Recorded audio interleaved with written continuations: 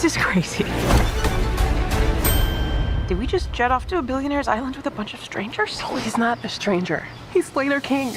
Hey there, Gender Pop listeners. I'm so stoked for you all to hear this month's episode. It's all about the film Blink Twice, and we really dig deep into the representation of assault on screen, the ways the film harnessed its setting to convey symbolism, and why it might just be good for women to be a little scary sometimes. My guest Nora can be heard on When Rom Met Com, a podcast she co-hosts exploring romantic comedies. It's become a real personal favorite of mine and has really helped me realize that I think I like the genre more than I previously thought, so I really highly recommend it. It's a good time. I also just wanted to take a second to acknowledge that April is actually Sexual Assault Awareness Month. So, yeah, I just wanted to extend a supportive word to those affected by that. I will include links in the show notes for resources on how to inform yourself about it or get help. It is kind of a coincidental timing. I didn't really realize that when we were recording it. I hope it doesn't come off as kind of insensitive or offensive in any way. I take it very seriously, and I hope we were respectful enough within our conversation for it. But I will absolutely make sure there are pertinent links around that in case you need it or someone else you know needs it. It's as important as it ever has been. So I really, really just wanted to say a word about that before we move on. And because of that, it should be no surprise that this episode comes with some trigger warnings around abuse of all kinds, sexual, physical, gendered, mental. We do not mince words about this, so please heed that warning and, really no worries if you want to skip this one. All right, that is a long enough intro, so let's jump into it.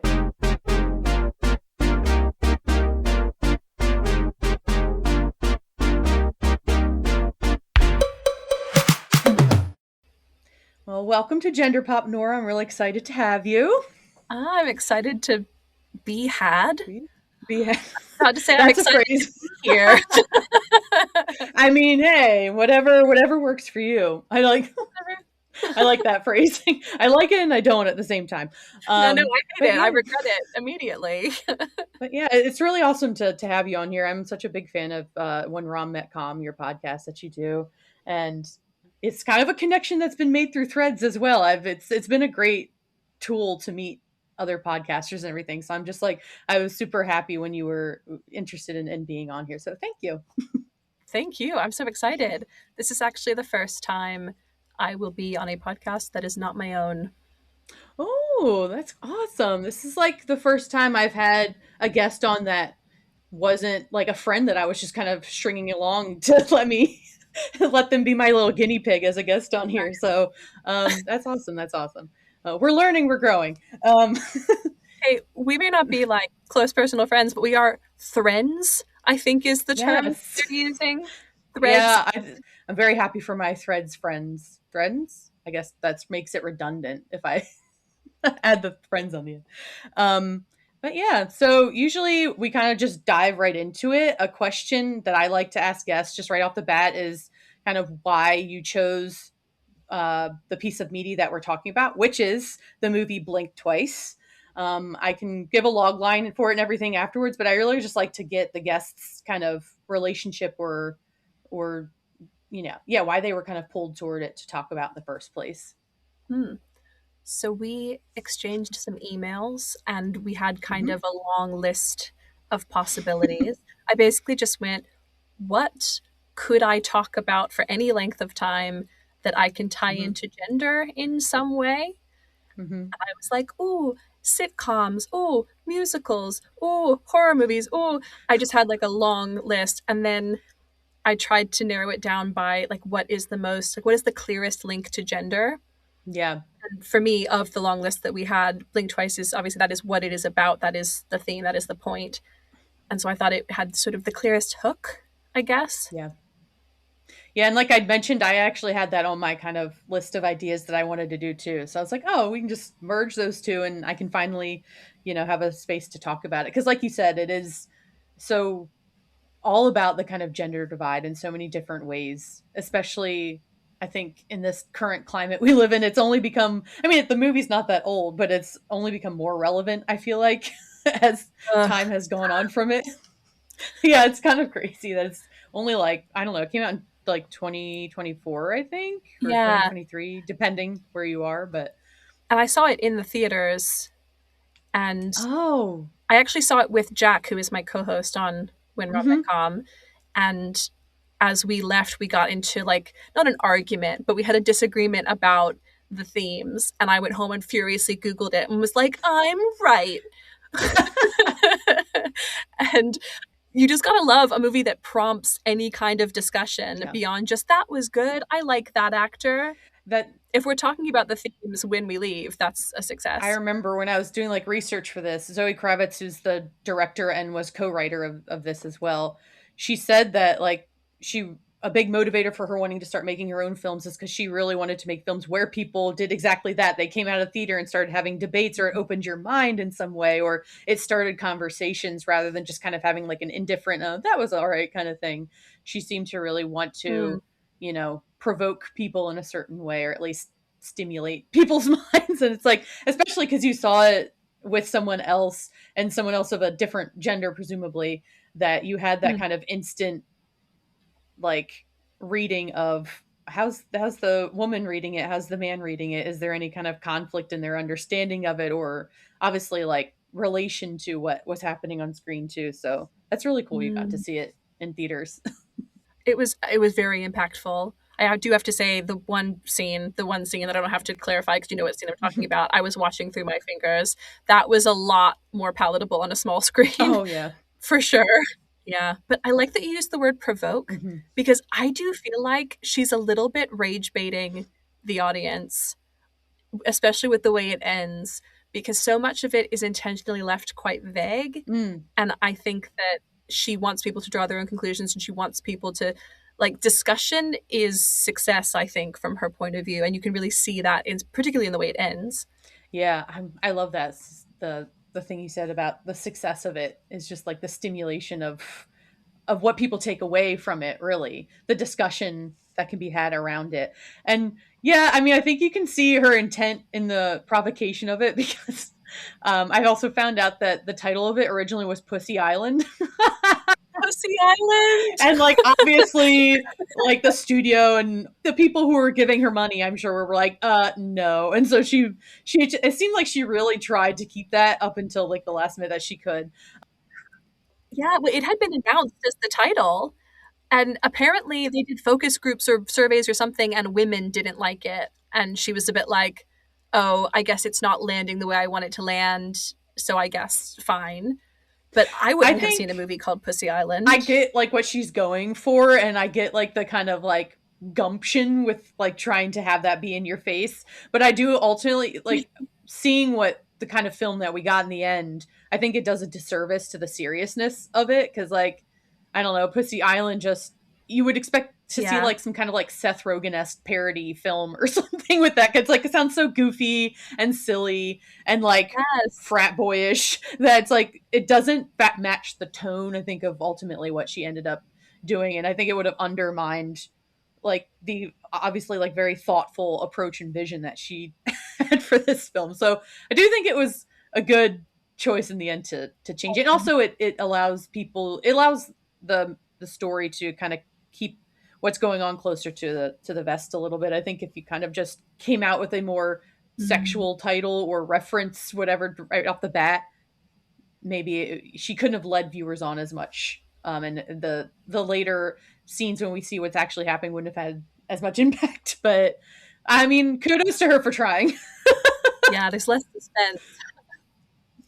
Mm. Although the title Blink Twice, I think works on multiple levels. Like obviously it's a reference to her line to the therapist, blink twice if I'm in danger, haha.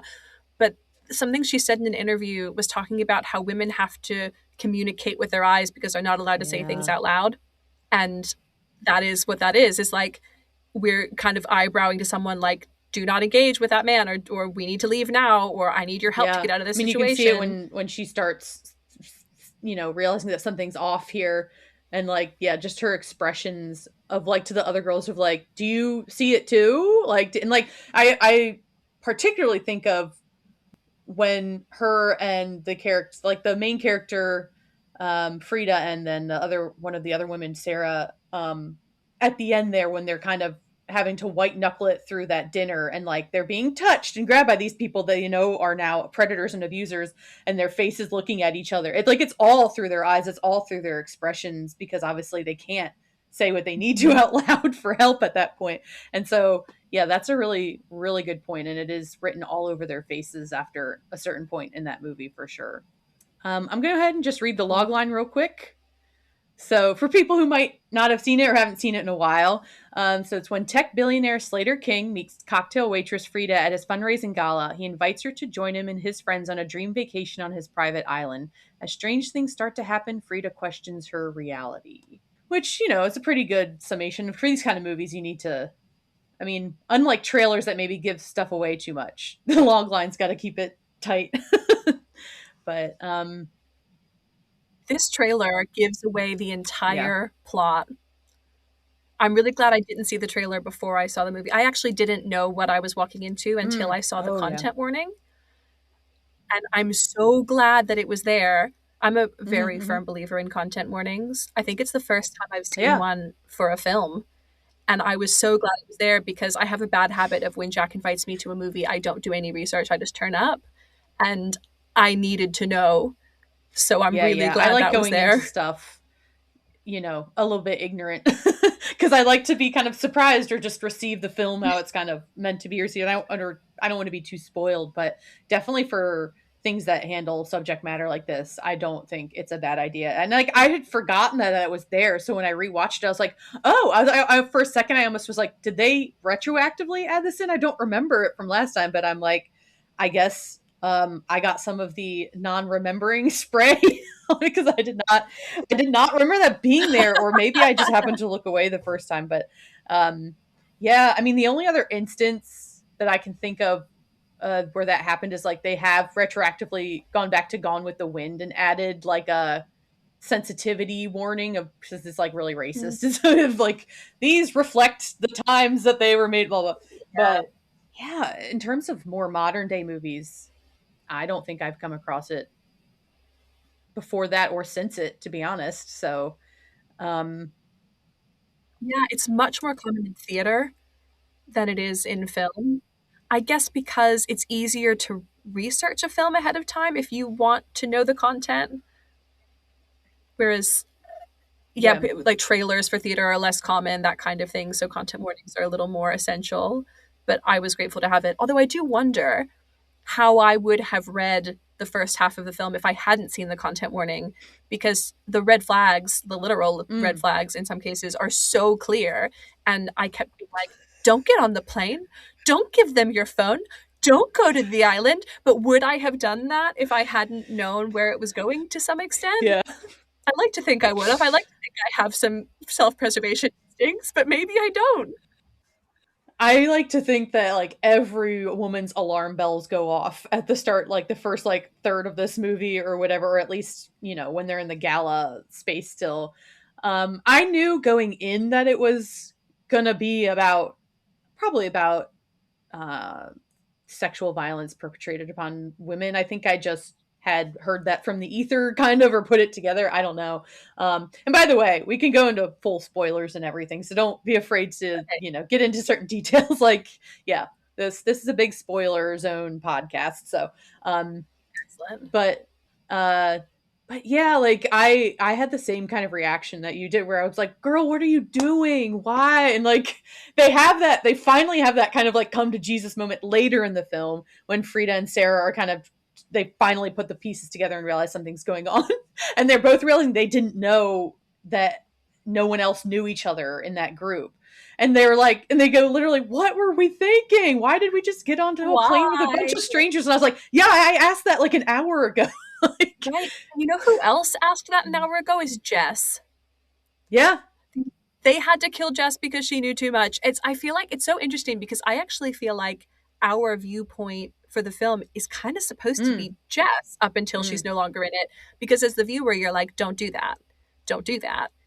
And I found myself relating much more to the one who was nervous, the one who, because Jess through the whole thing is like, oh, when do you think the human sacrifices are going to start? Or, why are we dressed all alike? Or isn't it weird that they're doing this? And I was like, she literally says you spilled the Kool-Aid on the cult dress or something like that at one point. Like, I made a note of that line because I was like, she's clocking it.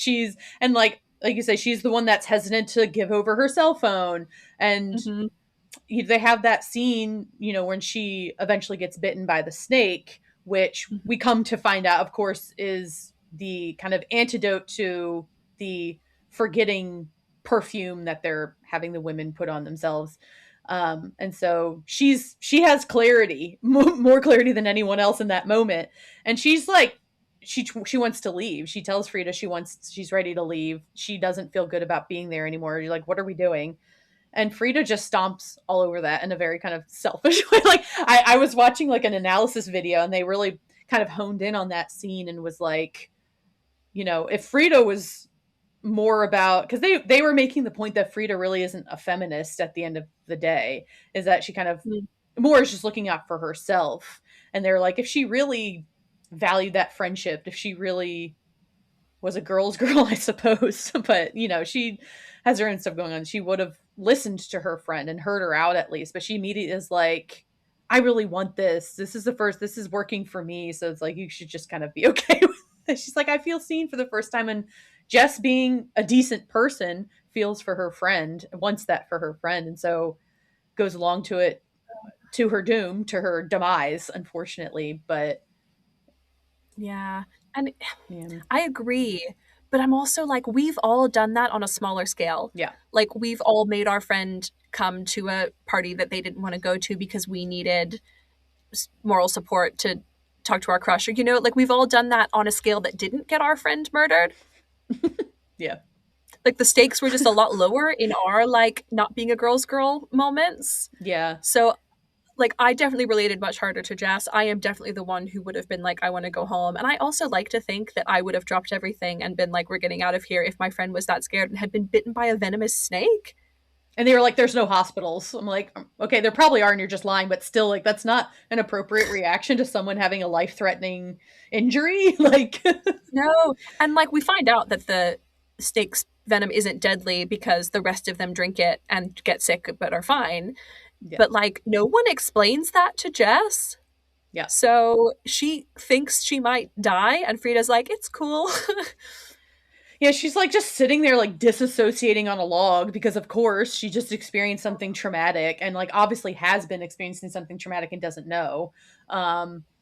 And there's just kind of there's no compassion and empathy much coming from Frida about it. And I get it. And like, I also think, like you're saying, we've all done that. I personally don't think I would have even gotten on the plane to begin with. No. Oh no. But, we all have different experiences and everything with stuff and situational awareness. But I'm not a risk taker. Like, there are pain avoiders and pleasure seekers, and I am firmly a pain avoider. Like, I would not have gotten on a plane with a billionaire because I thought we might have a good time if there was the slightest chance that man could kill me. If it were a plane of women, I'd probably be like, I'd think about it. Yeah, let's have a girls' vacation. Why not? But yeah, there was no like version of me on any dimensional plane that would have gotten me to that island. With those people. But I guess you have to give the character a reason to, because in horror movies, people make bad decisions, right? And they had to give her a really compelling reason to continue to make bad decisions. So we see this snapshot of her life where she's got this like horrible apartment where the landlord is letting black mold grow and isn't showing up to fix it, and is having trouble making the rent at her shitty job where her boss is actively sexist, and there's no way out, and there's like, she's lonely, and her best friend is in this sort of pattern with what sounds like an unhealthy or even abusive relationship. Like, she has nothing to lose. Yeah. So I kind of get it. Yeah, I mean, I think it's very important to not like fall into victim blaming for Frida, because it's really easy to look from an objective perspective and be like, what you're doing is stupid. You're putting yourself in harm's way. You're putting your friend in harm's way. Don't like, so, isolate yourself with men that you don't know and all this stuff. But another big thing that we need to mention is that this has happened to her before. She's been a Mhm. victim, a repeat victim of Channing Tatum's character, and being on this island. She's experienced that before and just, was made to forget. And so there's also like this notion of her being subconsciously pulled toward him and toward that. Like that's like when I Mhm. was doing my research and stuff, there was a lot of discussion around like the mind and body and like how your body remembers things and like, the whole like the body keeps score type thing. And like it, It sure even though does. it doesn't remember, she obviously doesn't remember the pain and the hurt that it caused that she went to. There's something going on in there that remembers she has some kind of relationship and tie to this person. And so it's like, I mean, even at the gala, we see her just making a beeline for him at one point. Like she just like is really drawn and pulled toward him. And like I think until you know that they've met before and done this before, I struggled when I first thought of being like, but why? I didn't personally feel like her motives were strong enough. Like, yeah, like her life is not great, but I feel like I was just like, but why this guy? There was just kind of like this gap there in her characterization of her backstory or something. And like obviously they were holding that till the end to show you that, oh, actually, this is just kind of a Groundhog Day situation, unfortunately. Um, and so I think for me, that's kind of the linchpin in understanding Frida more, because without that, I mean, like, obviously I sympathize with her and it's terrible. And like, she's not to blame for any of it. But I just struggled to kind of be like, why are you doing this? I don't really understand. But when you get into the subconscious part of it all and like the whole forgetting thing that's so central to the movie, Mhm. it starts to make Yeah. more sense in my head of in like is that the same thing that's been happening to all the women there too? They all been repeat people as well. So God, maybe. yeah. Something that I'm really interested in stories like this is the idea of the perfect victim. Mm, yeah. And Frida is not the perfect victim Yeah. because she could be seen as complicit in her own fate. She is actively seeking out this man who she knows has been criticized or called out for abuses of power. I think that's one thing that I wish the movie hadn't left so vague is I want to know what he did Yes. that led to him being quote unquote canceled, because that would make me have stronger opinions about whether Frida should have quote unquote known better or Yeah. not. Yeah. But she is also like she is not this perfect innocent victim with no agency. She is making choices, Mm, but then at the same time, those choices are not punishable by death. Like being a bit of a social climber or trying to like tack on, like sort of attach yourself to a rich person for personal gain is not like great, but it does not mean she deserves anything that happened to her. And I love narratives like that because women are either perfect or they are evil. mm-hmm, mm-hmm. It's like, did you ever watch the Netflix show You? No, I've seen like the first 2 episodes of it, so I don't know it too well. So good. But it's so good. And the particularly in season one, the woman who is the victim character, she sucks. I wouldn't like her if I met her. Yeah. Like she's the worst. She's super annoying and terrible. She does not deserve anything that happens to her. And those two things can be true at the same time. And that kind of nuance is something that society really struggles to deal with when it comes to women. Yeah. Yeah, like just to be super clear, it's not like Frida deserved any of this because of the choices she made and the way that she acted. Like she was completely taken advantage of, completely like over and over again. Like you could say her choices aren't even completely her own by the time when we meet her in the film, because she is having this kind of subconscious influence from this guy and Mm, from this experience, like, from erasing the things that she's experienced. Because like obviously if she had that knowledge, she probably wouldn't have been in that room at all. Like she would, she'd probably be so far away from Slater King. So it is this weird kind of like example that and it's something that we probably all know well now, is that like the trauma we experience does follow us and does influence us even way down the line from it and everything. And mhm. so I mean, and I do. They say that. No, go ahead. Sorry, I cut you off. That's okay, go ahead. Well, I think I really love that your point about the subconscious draw, because that completely went over my head. That never occurred to me. But you're so right, because they say that we try to recreate traumatic or bad or negative experiences in our lives in the hopes that we'll get them right at some point. And so she doesn't know, like, maybe she keeps coming back because she wants to have the power in the interaction, and so she'll keep going back until she does. Well, we see, like, it starts off, like, the first thing we see is, like, the iguana or lizard or whatever it is, and we come to learn that that was the single thing that she kind of retained in her memory from the last time she was at the island. But like you say, we do see her recreating it in the sense that she made nails out of it. Like, she was inspired from her remembering that image to make, like, little lizard art on her nails. And it's like, if she knew what that was connected to, I don't think that she would be, like, inspired to make art about it. I mean, in that sense, at least, like, on her nails. So it's like, yeah, she is very, very deeply in her mind still connected to that, and still, like you say, maybe even recreating it or still inviting it in the hopes that she can smooth it over, or you say can be the one on top, which, I mean, by the end, she's successful in. I mean, is it healthy? Is it healthy? But you know, she does get her kind of revenge and does end up with the power in that situation. I fear for her still.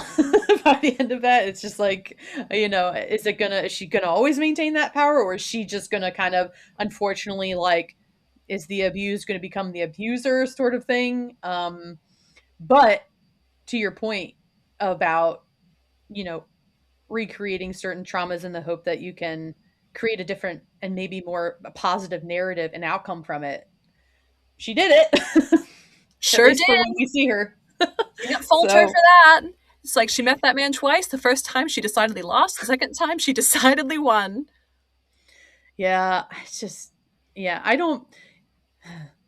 I'm someone that's like, I've come to struggle with movies about, it's not even movies necessarily that are about female sexual violence, because I can understand that's like, that's the topic you've chosen, and so it's going to, of course, be about that. But I struggle with, like, so many narratives of female characters still being centered around this stuff. Yes. And so, you know, this is the weirdest choice I could have possibly made, because I firmly believe that there should never be rape scenes or plot lines in movies. Like, I will die on that hill. We don't need it.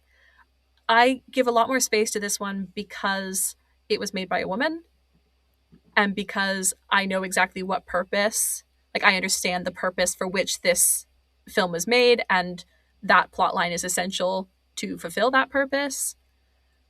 But I am so bored with sexual violence plot lines in general, particularly if they're thrown in there to make a woman interesting. Yeah, that's what I was saying, where it's like, it doesn't even have to be about that, and somehow it still enters the equation. And I'm like, okay, guys, women have other stuff going on in their life. There's other things that cause us stress and pain and hurt. Like, it does, if that's what you're trying to create some drama, like, I guarantee you a lot of them are the same things men go through, even. Like, so just, and not like you have to do a one-to-one. Funny how that works. Come up. And you know, the worst comeback people will give you if you make this argument is they'll go, but, you know, women want us to acknowledge that sexual assault is so common in real life, so of course it would be common in movies. And I'm like, shut up. You know what? Like, are movies realistic? Like, do you know what else? Like, shut up. Like, nothing in movies is common and realistic. Like, a movie is inherently set in a fantasy world, and I am so comfortable living in a fantasy world where 1 out of every 3 women isn't raped. Like, I'm comfortable with that. Yep. I made that statistic up. It'd be nice to experience that first. Like, okay. That argument makes me so mad. I will give credit to Zoe Kravitz and the people that made this movie, in that when I was rewatching it, I realized that, like, a lot of the sexual violence isn't actually made that explicit. Like, we see inferences of it, or it's angled in certain ways where we're not getting, like, the full, like, she trusts her audience to get what's going on in that. It's like, she kind of buffers it with enough other traumatic, like, just general violence, like physical violence and stuff, without making it like, we're going to just zero in, on the rape full stop. Like you're gonna see every like detail and stuff. And I think that's also the difference between having a female filmmaker and not, because like men can tend to sexualize it or eroticize it still. And There was nothing erotic about that scene. It was no, hideous. It was harrowing. I left the yeah, theater going, I could have done without that scene, because yeah, for me, the dirt under the fingernails was enough. The yeah, like bruises were enough. The yeah, fear, the like flashes were enough for me. Like, and I went, you know what? A woman made this movie. Surely the studio insisted that she put that scene in. But actually, it was the opposite. Like mm, the studio tried to cut the scene and she was like, no, we need it. Like people are ugly, people are the villain. Like we need to see that, like, hell is other people. And like I'm totally on board with that. But I think my imagination is much better than any filmmaker is at making me scared of men. yeah, So I yeah, didn't need it. And did you yeah. see The Invisible Man? The No, 2019? I haven't, because of the subject. I'm like, do I really want to subject? I know it's good. I've heard that it's fantastic, It's but I'm so just like, do I want to keep watching stuff about this? Like, it's the scariest thing I've ever seen, probably, because it's mm, like supernatural things don't scare me, people scare me. And right, this isn't a spoiler, but the premise is a woman in an abusive relationship yeah, escapes and then is terrorized by the man wearing an invisibility suit. And you never see the abuse. You never see, like, the opening scene is her escaping. But she is so scared to walk to the end of her friend's driveway to pick up the mail. And that's all I need.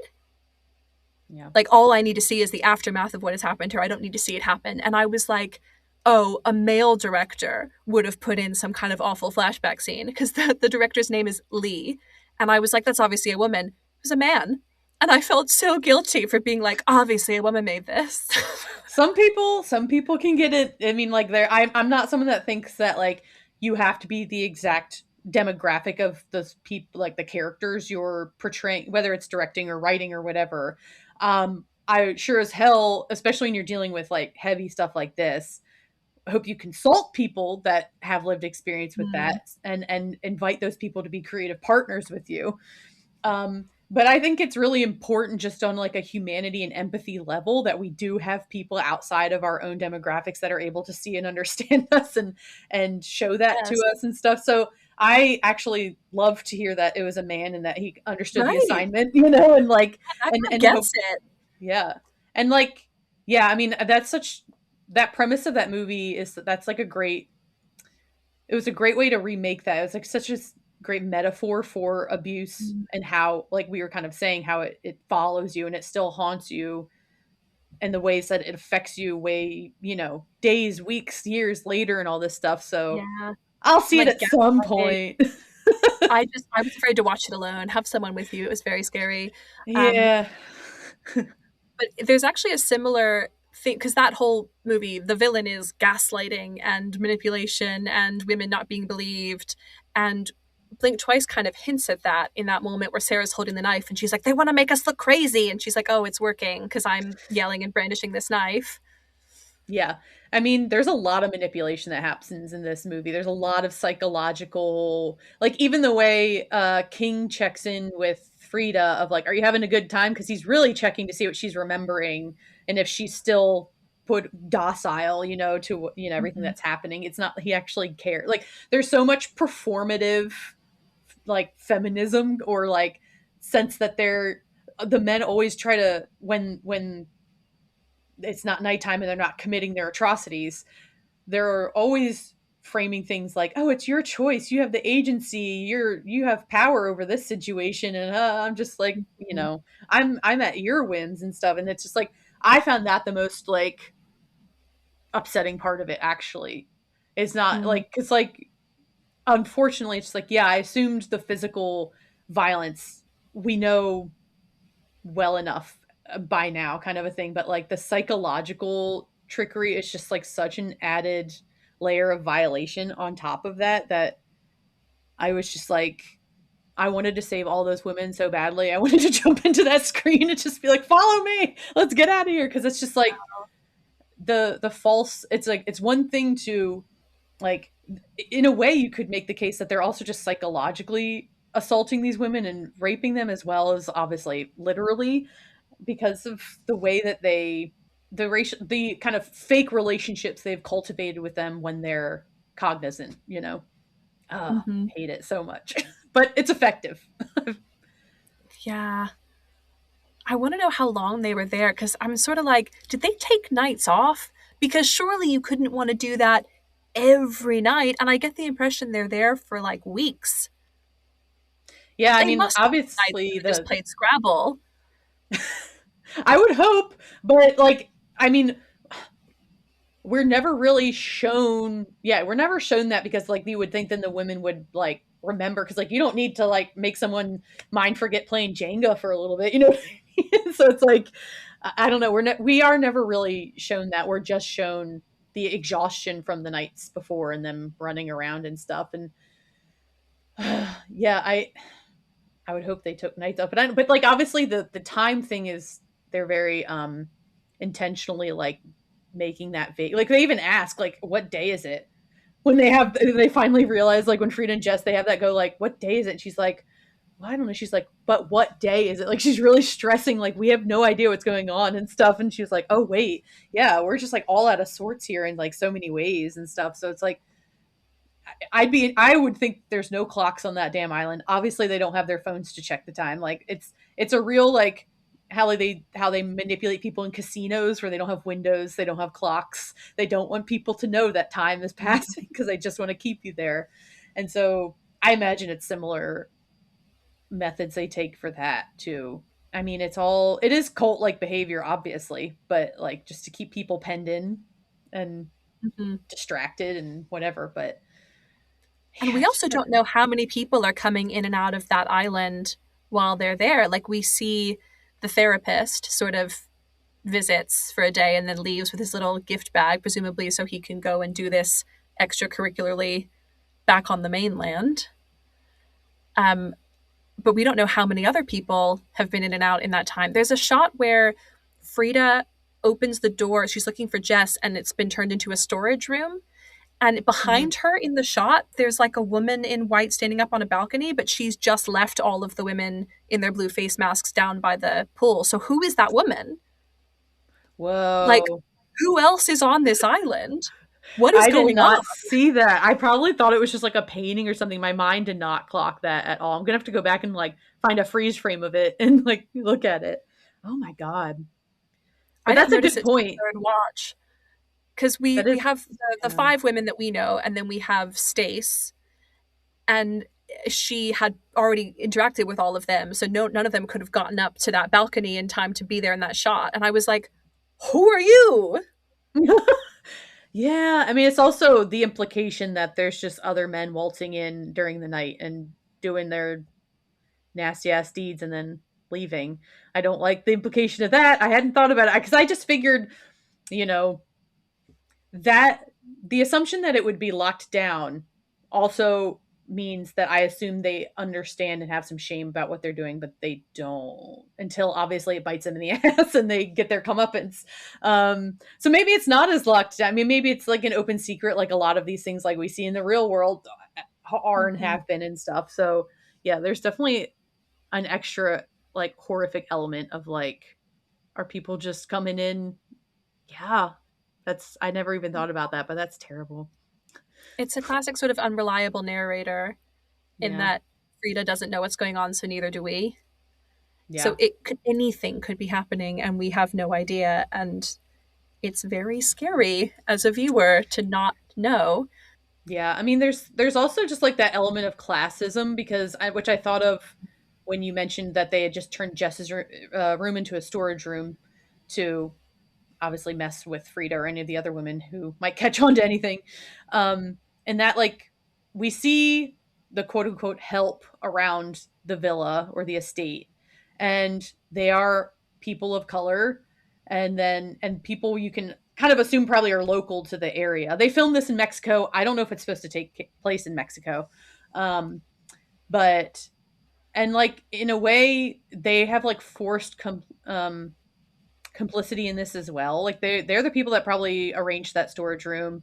We see the I mean the one elderly woman tries kind of, but she doesn't obviously feel like she's able to do any more than what she's already doing for fear of repercussions and stuff. And it's like a lot of people have made parallels to like Get Out and like how the help is in that movie. And Yeah. it's like it is similar vibes where it's like just put on a happy face, do what you need to do, even though you know terrible stuff is happening, because like this is your livelihood, this is your family's livelihood, where you don't want to be on the wrathful end of a billionaire who has so much influence and stuff. And it's like and it's with the victim, the female victims in it too, with Frida and all the rest of them, and that they are coming from lower, poverty or lower class, quote unquote, stations in life. And so like that's also part of like Frida's thing is like, Zoe Kravitz would say it's ultimately this movie is about power, what we do when we get it, what we do to get it, and all this stuff. And I think that plays into like the gender dynamics and everything too, of like how are women able to achieve power? We have to use our bodies and our sexuality and all this stuff and whatnot. Mhm. But ultimately, I think Frida's story is also just about the desperation people have to get a leg up and taking that, even if Yeah. they know it's not the greatest thing to be doing. It owes so much to Get Out. Whenever I tell people about this movie, I say it's Get Out for the Me Too movement. Yeah. And if we used the same naming convention as Get Out, this movie would be called Don't Get on the Plane. Yeah. You Don't know, go. listen to Jess. Keep your Yeah. phone. Because I remember watching Get Out and screaming, "Get the fuck out of there!" While I was watching it, and that was exactly how I felt with this. And it's that. So Get Out, as a white person watching it, I am Yeah. being sort of forced to embody an experience that I have never had to personally experience, that specific kind of othering and being viewed as a commodity in this very specific way. And I can imagine me watching this as a woman versus people watching it who have not had that lived experience. I think where this movie is very successful is that it creates the visceral response to this situation that echoes an experience that women have pretty much every day. It's after Frida and Sarah figure out what's going on, and they have to, as you said, white knuckle it through the dinner. They have to smile, they have to pretend, they have to act. That's what women have to do all the time. Like, smiling so that a man doesn't turn dangerous is a daily occurrence. And many people, men probably, don't understand that in quite the same way. And this movie forces you to. And I think that is so successful. Yeah. Yeah.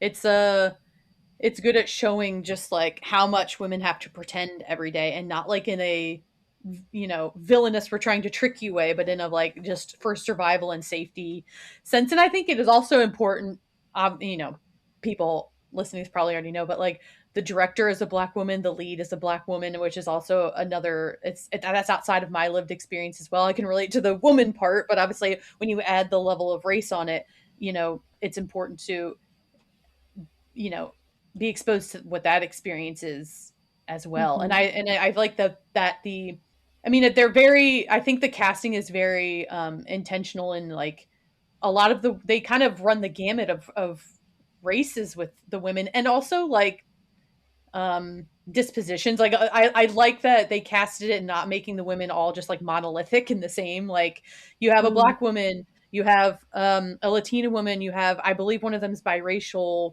I know Aaliyah Shawket's of Middle Eastern descent, but I don't know what she identifies as, to be honest. But and then like all the men are white, so it's like it's very intentional. And then and I also like that you have people like you have a character like Frida who is a little more sycophantic towards King and the kind of rich people she's around, because she has a goal in mind with that. But then you have Sarah, who's very opinionated, strong-headed, very capable. She's like athletic and all that stuff. So like I found her character very fascinating, because I think it's almost counterintuitive to the kind of woman you think these men would want, but really it's like they want to find someone like that to show that they can still dominate and conquer her, because like she could kick their ass. I mean, she did kick most of their asses, and stuff. And like she's shown to be, this, and like at first when we first kind of meet, you think maybe she's just like a bitch and jealous that Frida's with them because they frame it within how the context of being around all the other men. But it's like does she really just know what's, I don't, because again, if this has been a repeated experience even subconsciously, but yeah, Because I think she's she is competing with Frida initially, and she Mm, sort of yeah, learns not to. Like, they find common ground. I think Sarah is so interesting because she has more status. Like, she's a minor celebrity. She's a reality TV star. She yeah, is known for being like sexy on TV, and these other two are cocktail waitresses. And then we've got one, Camilla, is a like an app developer, and I don't think we find out what the blonde one with the fat blunts does. yeah, I can't yeah. remember any. I don't She know if rolls we get fat it. She's my blunts. favorite. I really Heather, wish I that think she her got name more of is. Heather. I love her. I wanted more of her. But Sarah has more status, but also doesn't have any status because, as they point out repeatedly, she's famous for doing a show that is sexist and degrading. And actually, what real power does that give her? To And climb I think that's trees. really interesting. Yeah, I mean, thank God that she has the Yes. survival skills, but they don't see her as a threat, Oh despite yeah, that. yeah. I just like, I mean, maybe it's just because I was like relating a little bit too much to her kind of like outspokenness, because I can be quite like that too, and I know that that can be quite unappealing to men, or at least straight men, um, to just be like very strong-willed and opinionated, and I don't know, other adjectives people use like fiery, but even that's like a little ugh. Um, What's his and face calling her babe and following her around like a lost puppy? I was like, are you oh getting god, something look at from my this? fish, babe. Look Right? at I was like, it. this is embarrassing. Is he putting up with it during the day because he knows he can do what he wants at night? I was just kind of like, this I think is so. icky. Well, like we also Yeah. see Haley Joel Osment, I think it was Haley Joel Osment's character playing, or maybe it Mhm. was Christian Slater's character playing chess with one of them, and Mhm. they beat him in it. And it's like we're being shown, I feel like when those moments happen in the men's mind, it's just like tick, that's just another reason to justify why I'm doing what I'm doing with you. You think you're better than me, you think you're smarter, you think you're stronger and tougher and all this stuff. Like that's why Sarah's characters like stood out to me, because it's just like there's been instances where I've seen like you wouldn't think like a man who maybe has very sexist old school views on women would want to be with a kind of strong-headed independent woman, but sometimes that happens and people are just like, well, they want to show that they can still get them and own them and like corral Mhm. them into this whole like marriage take care of me kind of facade that can happen and stuff. And so like with Sarah, that's what I kind of assumed why her character was included, or why it was written the way that she was, is because they wanted to show that like it's not just like lost little lambs that they're kind of tricking that into this whole horrific abuse fantasy scenario that they've created for themselves. It's Yeah. even the women that you think wouldn't be susceptible to it or wouldn't Mm. be even appealing to them, and I'm just like, they're trying to put any woman in her place that they can find, really. And it's like, ugh. Yeah. It's like you look at this group of women and you're like, well, they're not like stupid. They're not, Yep. I mean, they have varying levels of sort of vulnerability. Like you look at them and you're like, I would never expect this to happen to you. And that's the whole thing, is it can happen to anybody. Yep. Yep. They've created this image that is not, I mean, they're blending in, they're hiding in plain sight. I saw a YouTube video that was like the gecko is actually a metaphor of these men are blending into their surroundings, hiding in plain sight. And I thought that was really Mm. interesting. They're like, that's what predators do so they can jump out and grab their prey. Yeah, that's a good point. I did not put that together. I didn't There was either. another character. There's another character that I thought was really, really interesting, and that's Lucas, who is Mhm. the youngest guy that joins their group. So presumably he's quite new to it as well. I don't know if they say like this is his first time there or not. Um, but I felt like it was really important to kind of talk about him too, because the way I interpreted it, well, I kind of had two schools of thought going on. My Me first too. one was, um, is he also there to be victimized and assaulted? Is he being mind Right. wiped like them? And like, because like men obviously suffer sexual abuse too, and um, it's important to also represent that and to not let that be lost in the conversation as well. But then my other kind of school of thought was, if he's not, um, he's just kind of an example of how they rope people into the boys club in this kind of initiation. And like we see the literal hazing happen at frat houses and stuff. And like I was watching something about that the other day, and how the kind of how frat houses are kind of like the first breeding ground for the boys club, and that like if you can be successfully go through the hazing, keep your mouth shut, you've shown yourself as being someone who can be obedient to whatever else you might be roped into even later in your life, Mm. in these kind of very sexist, predatory circles that people can find themselves Yeah. in. So that's why I kind of wanted to talk about him, because I think it's very poignant that he's there too. Yeah, I paid a lot closer attention to him on my last viewing. So the first time I assumed that he was a victim because, as I said, that violent scene, I was watching it like through my hands and I was closing my eyes and like, ugh. So I missed the nuance of what's happening there. So when you see him in that scene, Slater is kind of throwing him on the ground and Lucas is saying, no, I don't want to. And Slater's like, grow up. And I missed that the first time, so I just assumed he was being assaulted. But it I think actually what the movie wants us to take from that is that he was expected to participate, didn't Yep. want to, and they were like, well, Yep. then get out of the way then. You're being And such a wuss. You're being a pussy. Why are you not? You can't. Because like we have that whole moment later when Channing Tatum is like, "You just do nothing. You're like you're just a worthless piece of crap because you don't decide either way," which is extremely problematic because the rest of his characters, obviously. But that fell a little flat for me. Like I couldn't there are a few points that I think this movie is trying to make, but because they're delivered through the mouthpiece of Slater, I'm like, well, you've kind of undermined the credibility of that point. So they specifically say to Lucas, like in passing in the chaos, like, well, you've been perfumed, so you don't remember.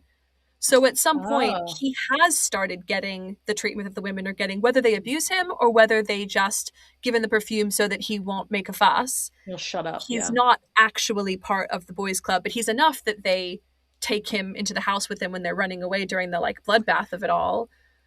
But he's not actually in. I don't know. In my mind, he is also being abused, but I don't know because we don't actually see that. That was just my reading the first time. But the speech about like, well, you did nothing, you did nothing. Well, we see him get physically overpowered by Slater, and then he gets drugged. So what exactly was he supposed to do? And I think that Slater's right that people who sit by and do nothing are their own special kind of evil. I just think that the fact that Lucas doesn't really fill that role for me, I was like, well, that point's falling a little flat. Yeah, I mean, I think it keeps in line with Slater's characterization of just like spouting off all these like bullshit diatribes. Obviously, he weaponizes therapy and therapy speak throughout the film and all this stuff. So it's like I always feel like a lot of that stuff is really him talking to himself, and like it's just like he's clearly a guy who is performatively engaging with mental health, but not actually practicing it. I mean, his therapist is someone that he just appeases and like is a part of the whole thing going on. So it's like that he's not actually receiving therapy, of course. Like, No, I don't believe that his therapist is doing anything with him No, except like having a chat, participating in some assaults against women, and showing up to formal events to be like, I'm his therapist. It's just a PR stunt. yeah, and I agree with your interpretation of Lucas because like you say, like the only at least the main uh inclusion we see of him during like the nighttime assaults is him being pushed down and like bullied, basically. I mean, he is suffering his own kind of abuse. It's just I probably not sexual. I mean, like still I feel like this movie would have made it more known if that, because like they're quite I agree. good about that They're everywhere. quite- So I think if that was so, See, that's how I read yeah, it the first time. I thought that he had been brought like the women because there are certainly areas of the entertainment industry, and I'm sure many other places as well, where the most vulnerable group is Yep. young gay men. Like the areas that I work in, I'm far less at risk for that kind of abuse of power than a man Yeah. would be. And that is a real thing. Yeah, and I think they do a good job of leaving crumbs throughout the movie of showing that he ends up in a submissive position with the men around him. Like yeah, it definitely seems like they're trying to make him in the mold of them, and he's not having it, and then so he gets obviously killed for it. You know what I mean? Like they don't kill him, but like they just leave him like a lamb to the slaughter, obviously, because he's not gonna end up, he's not a good fit for them in the end, unfortunately. And that's like, oh, because he has decency and integrity and like understands right versus wrong. Like it's not, and it's just like there's a part of me that's just like justice for Lucas. It would have been nice to see, but Truly justice for Lucas. yeah, I think the movie could have made better use of him if Yeah. he had A, been getting the same treatment as the women, or B, known about it the whole time and stayed quiet. yeah, But he's kind of a nothing character in the sense that, like, he didn't want to participate, but he was also firmly not given the option of fighting back. So there was nothing he ever could have done, which I think makes him a little bit of a useless character, which I think is unfair because I really like him. yeah. He's living his own horror movie this whole time. And like we see, obviously, the next day we see him with the black eye at one time. Like the next day, and you assume it's a woman, but it's probably just freaking Christian Slater's character beating the shit out of him for not wanting to assault the women. Like, I never assumed it was a woman. I Okay. always thought that he was one of the women, essentially. Okay. And so on the second watch, because I think the movie wants you to think he's a part of it for a little bit until maybe we see him getting pushed down. I mean, it depends what you're focusing on. It depends how discerning of a viewer you are, of course. But I kind of like, that was just, it's just like that part of the movie where like mysterious bruises and injuries are starting to pop up on like everyone or whatever. So it's just like, they all kind of conflate. I can see how they kind of just conflate at that when you don't know the whole story yet, or you haven't seen it explicitly yet. But that's so interesting. I always perceived him as a victim because I saw him as like, he's young, he's quite sort of vulnerable looking. Yep.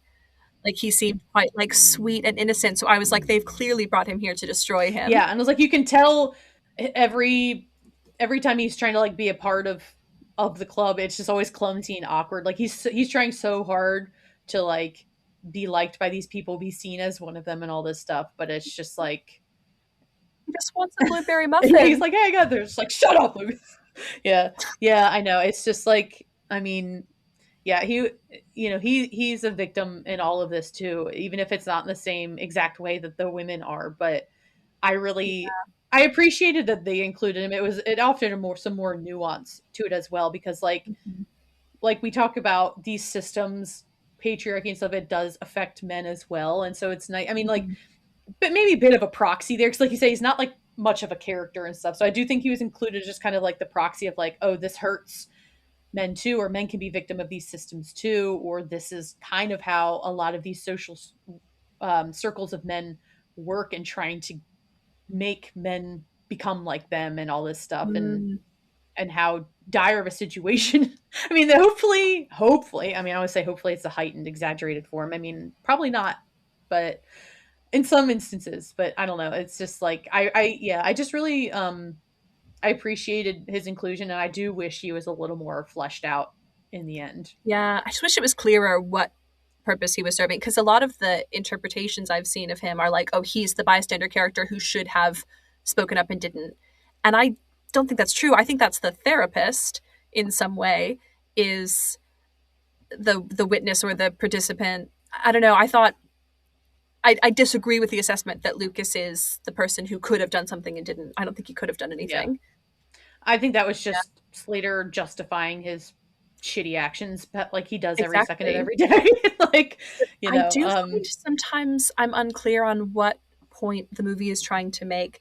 Like, another one that's interesting is Slater's I'm sorry freak out, because Zoe Kravitz is notably anti-cancel culture. Like, that is a thing that she has spoken about a lot, is like, cancel culture does not leave room for growth. I searched everywhere for this and I couldn't find the specific interview I read this in, but she did say about Blink Twice that one of the things she was interested in exploring was the idea that when you do not allow people room to improve, they don't get better, they just get better at hiding. Yeah. So Slater gets canceled, so he just moves it to a private island and gets worse. And I agree. The thing is, I'm completely on board with her points about that. Like, if you don't incentivize people to get better, you're incentivizing them to get worse. Like, if your options are perfect or terrible, nobody's perfect, so everyone will end up terrible.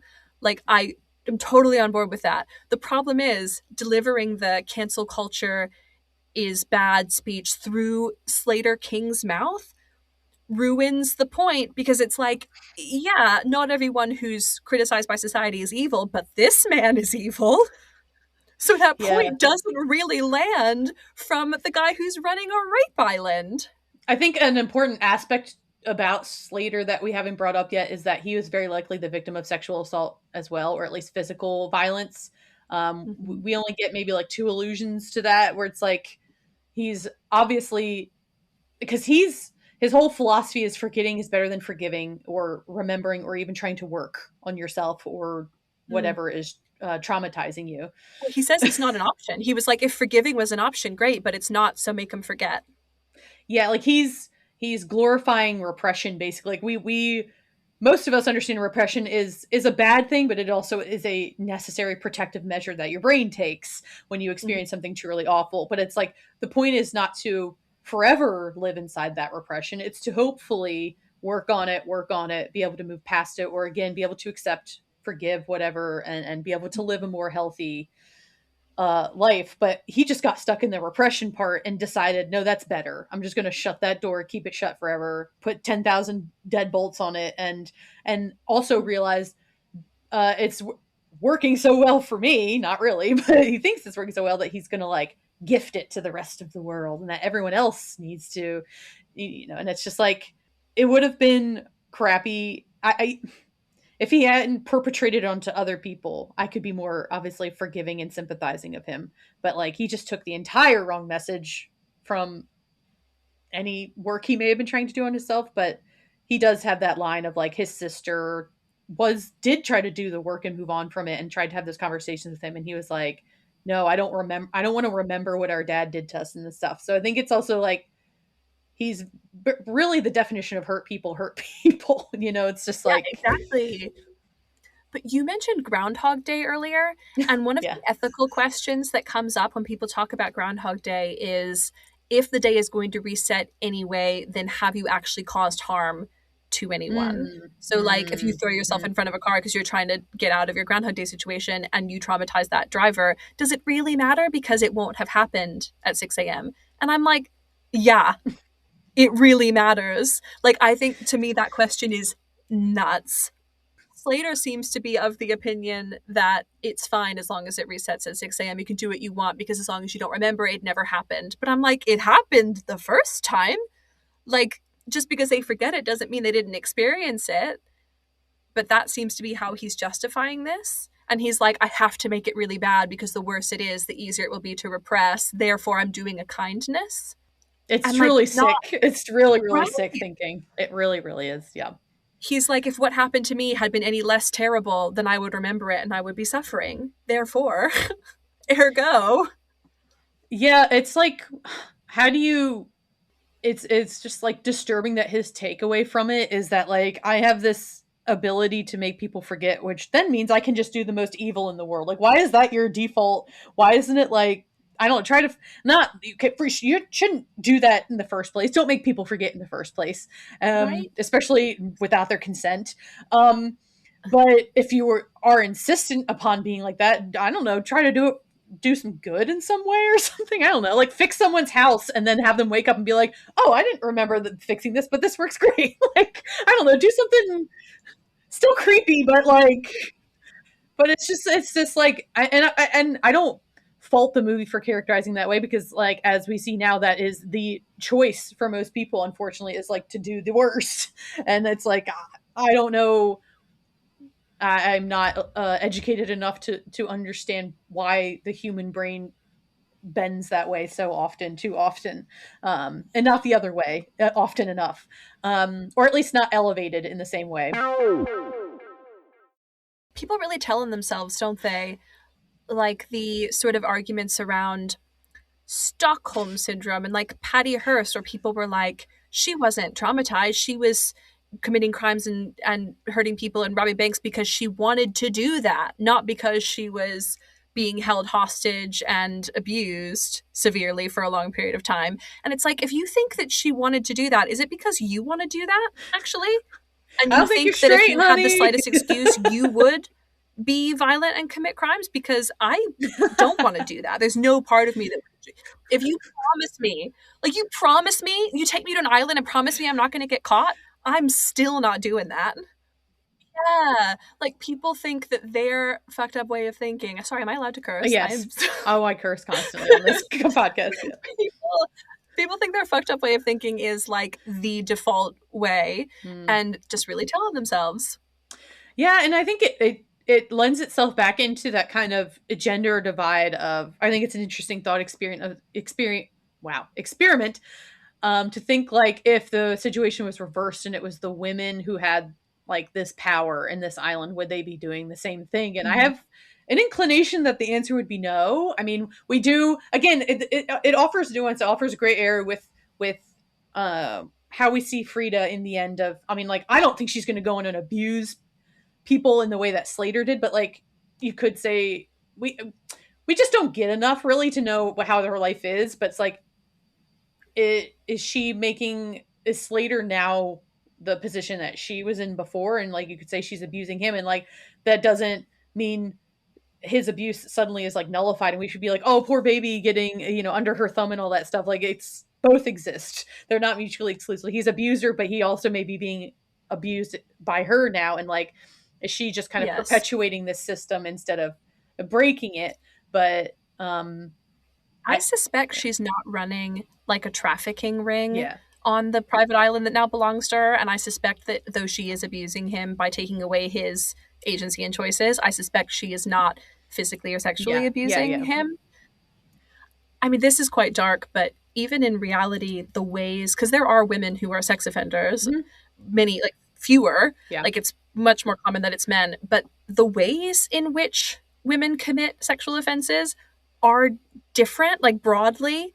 The justifications, the ways, the victims they choose is very different from the way that men do. I did some work on sort of educating people around it's I can't get too much into it, but I think no. I think if you give the women that island, there might be some horrible things happening, because of course there are women that are horrible people, but it wouldn't be quite like that. Yeah.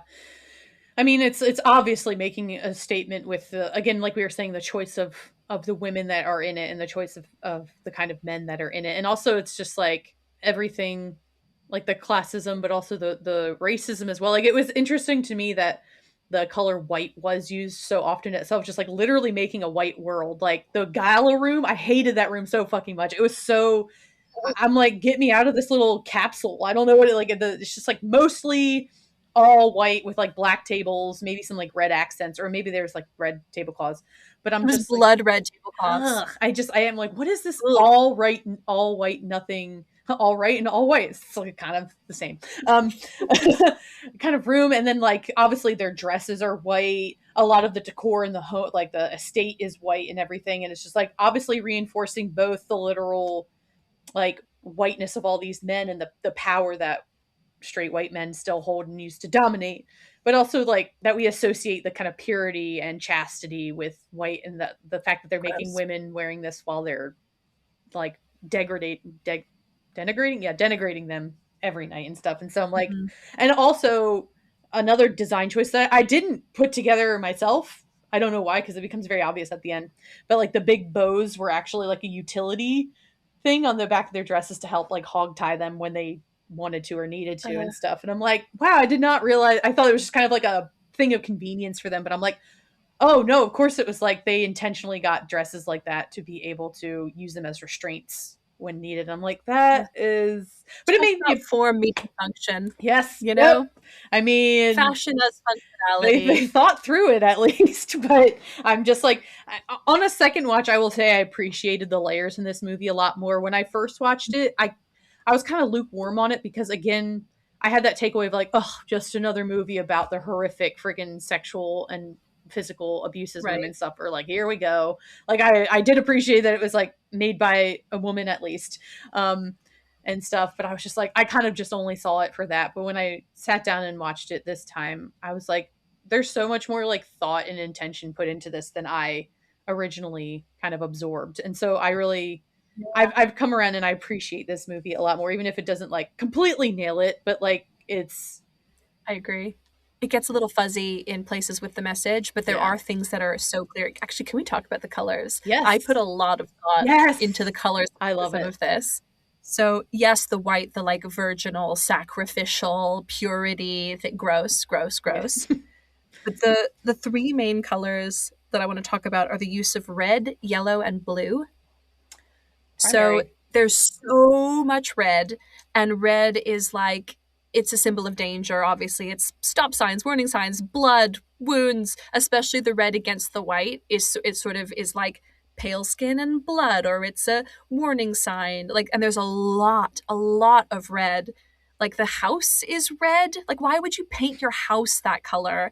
And the tablecloths at the gala, what are you talking about? Nobody would do that. For like, I used to do catering for formal events. Nobody was doing red. Stop it. And like, it's literal red flags. Like, I think the red is there to make us uncomfortable and unsettled. You know, like the red flowers, the red perfume bottles, the red gift bags.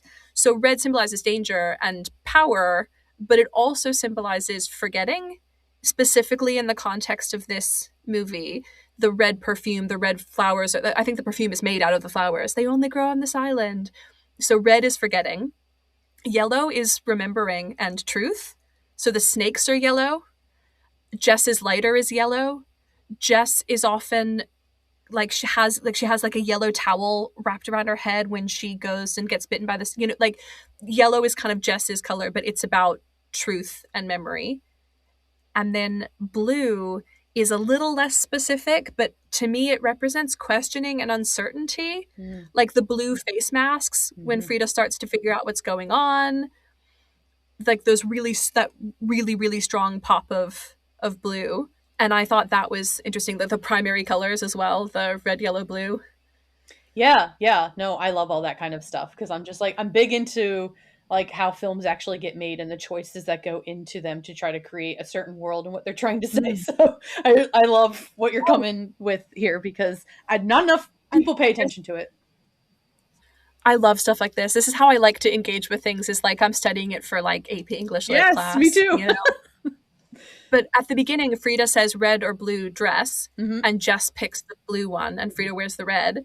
And Jess is the one who is questioning and uncertain, and Frida's the one who is like fully drinking the Kool-Aid. It is their Matrix moment. One. Yep, it's their Matrix moment for sure. Yeah. The blue masks are very startling. They are so unsettling. Like, that's such a good job. And like it just stayed on too long. I was like, can you please take it off? But please take that off.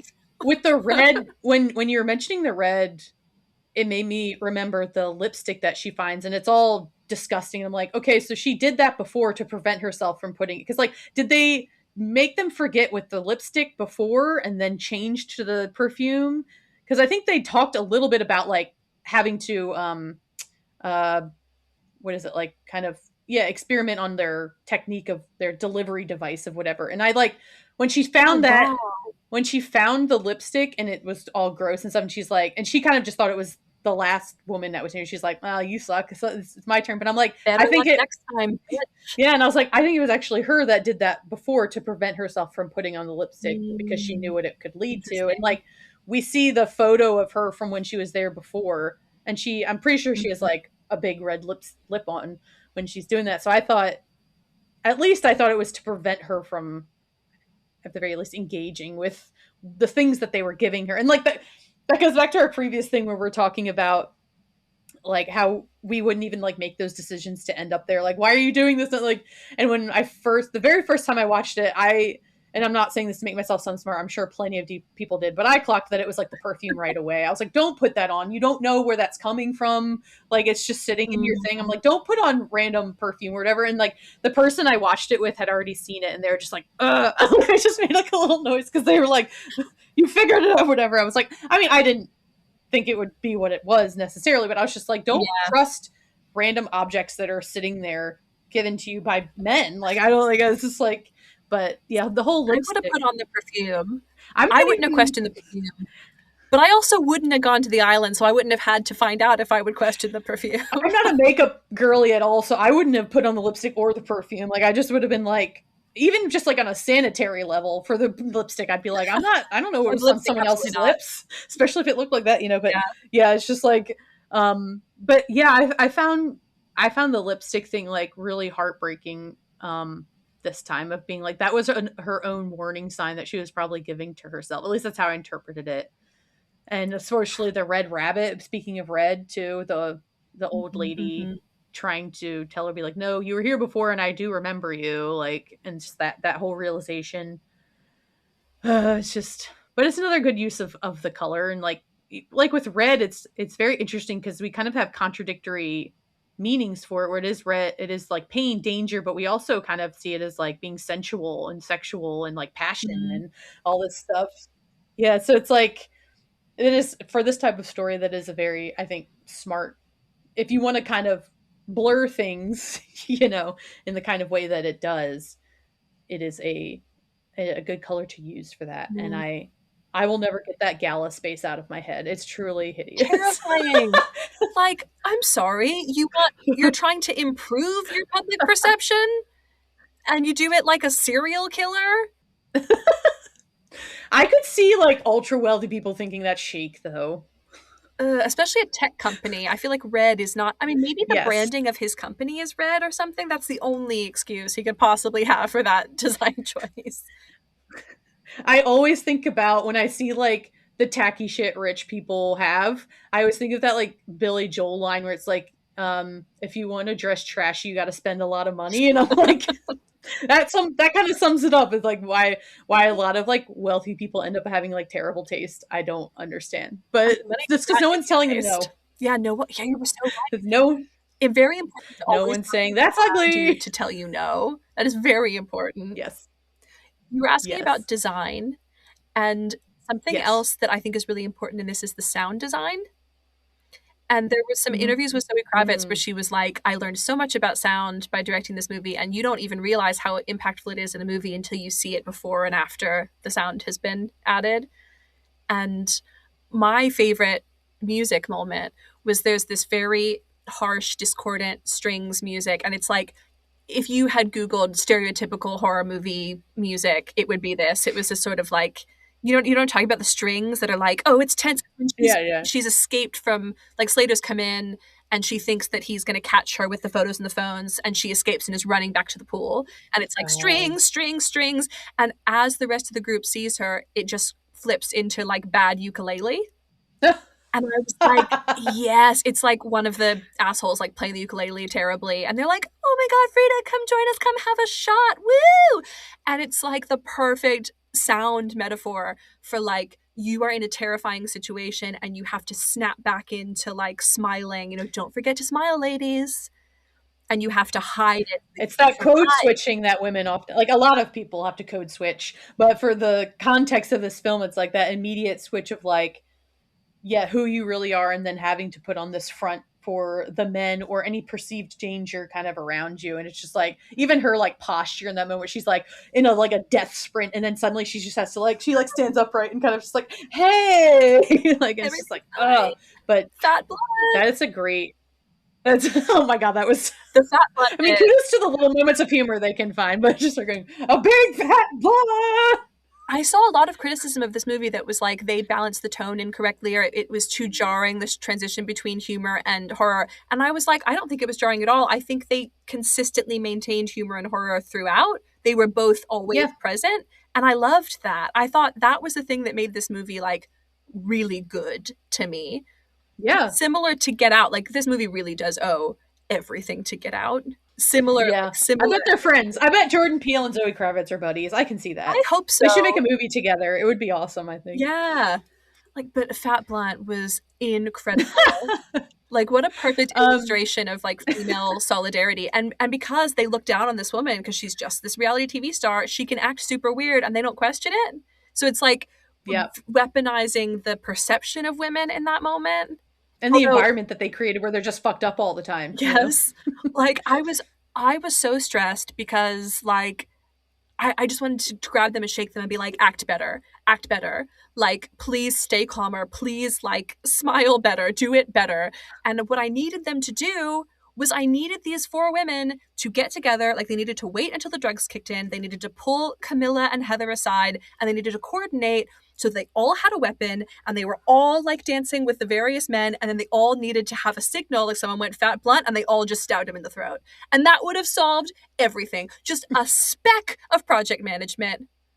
Like, come on. I mean, I think I think Sarah and Frida just saw Heather and Camilla as like a lost cause because they tried to kind of, and then they were like, but yeah, they didn't try hard enough, or I mean, like it is really, because we get that great kind of zooming in close up of Camilla when she's realizing and the memories are coming back, and obviously, you know, movies love to utilize a good nosebleed, and this movie's no different, and that's kind of the movie's trigger to show you that they're remembering and all this stuff, and like, I mean, great acting by that actress. It's very hard to convey stuff going through your mind when you don't have any lines and stuff or whatever, you know.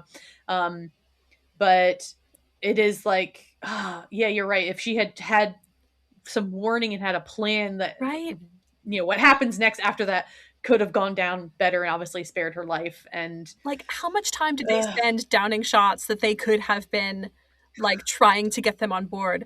Like, yeah, the only thing I can see is that they were like, there's time pressure because it's getting dark and they know what happens when it gets dark, so they are scared. It's like, we just need to get this in them. That's the priority, right? Like, just and like make sure they're immune. Like, where they're all dancing to Young Hearts Run Free, which great song.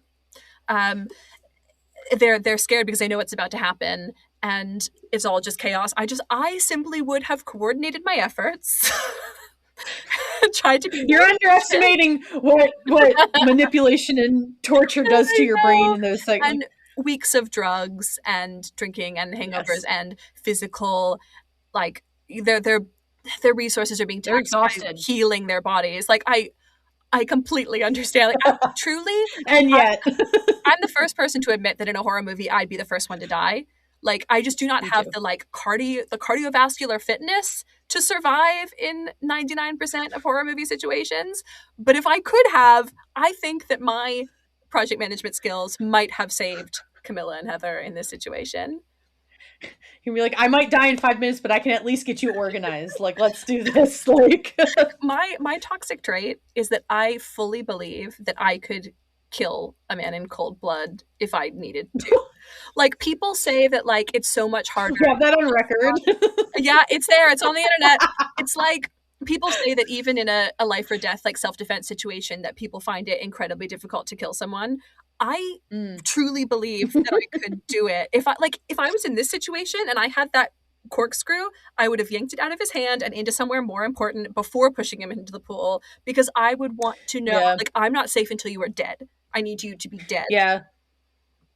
Yeah, that the corkscrew thing was interesting to me, because it's just like, when she first got it, I was like, well, just do it now. Like, she kind of like waited, but, and I understand, you know, I get why she did wait, but I was just like, yeah, and like putting it where she did in the kind of like barrel, you know. She was very smart for that. She just couldn't have left it in his hand and run away. I wonder, would you have to unscrew it from his hand? Or could you just yank it back out if you I think, it in? Especially given her strength and like athleticism, I think she could have just brute forced it. Yeah. You know, out of anyone in that, I think she would have been saying this. I'm like, not even the throat with a corkscrew. But yeah, I mean, I know, it's just like, you have all their kind of examples of how they react to this and what they choose to do to it, and it's like, even Sarah being a little more calculating than like Camilla and all that, they kind of still end up in the same result where it's still kind of chaos and all this stuff. But you know what I just realized? So this movie loves a bit of parallel construction, right? Like, they love to echo moments. So fucking what's-his-face is always like, smell the wine cork, babe. And she's like, cool, I don't care about the wine. And she stabs him with the corkscrew. And Heather bashes that guy's face in with the chessboard. We love it. We love to see it. There are so many moments like that. You mentioned the moment where Camilla is pouring the water and she has the memories. So the water overflows while she's remembering what's happened to her, in the same way that Frida overpours the champagne at the beginning at the gala while she's like staring at Slater. And there are 10,000 other moments like that. Like, I made a list of every moment of foreshadowing I spotted, and every moment of parallel construction. Yeah. And that's something that you need, like, you need a second watch, because Yes. the number of things that are like clear foreshadowing, I can't just magically erase things from my brain.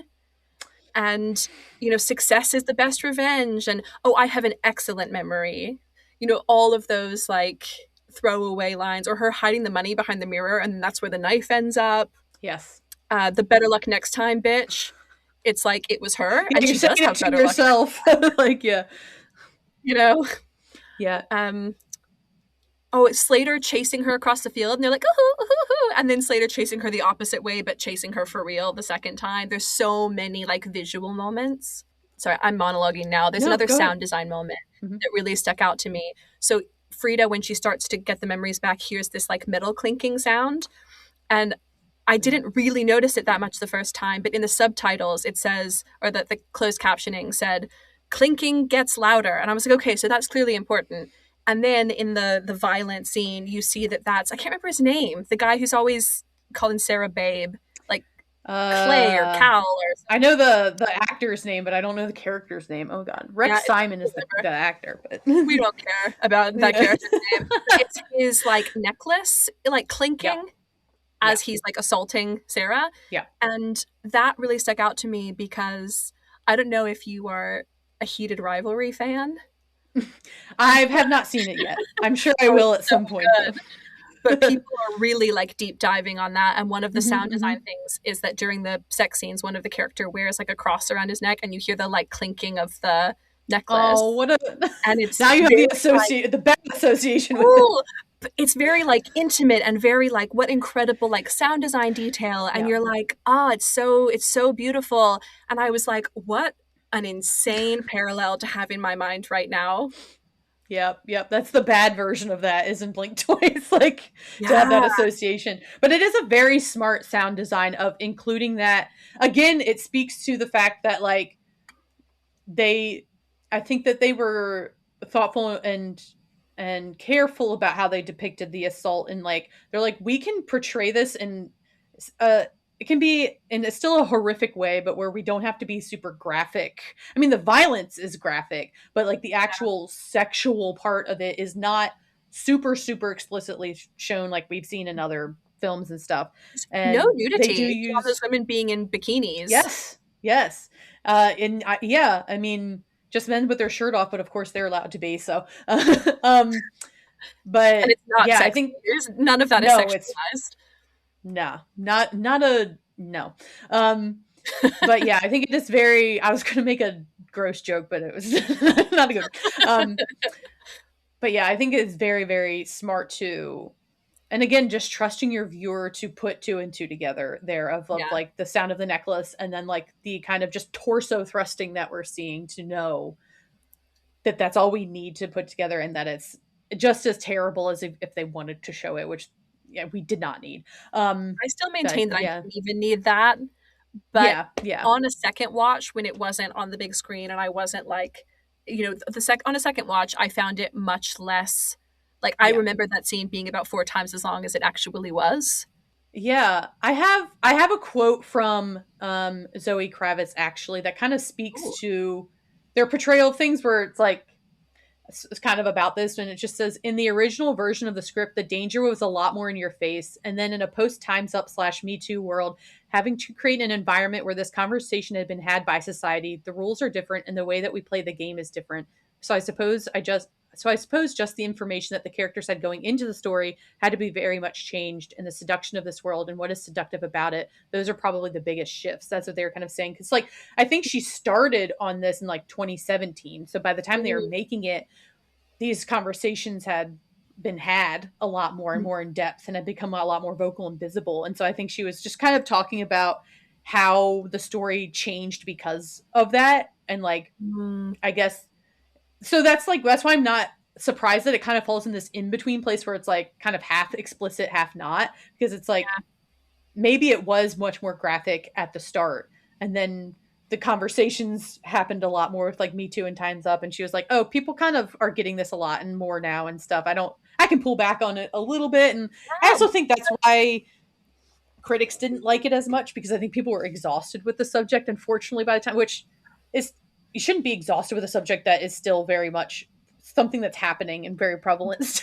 Like, but again, it speaks to our kind of conversation of like, as women, are we tired of these narratives as well? And Yeah, so, yes, but I wasn't tired of this one because it was yeah, making a point, and I yeah. felt seen by it in a very uncomfortable way.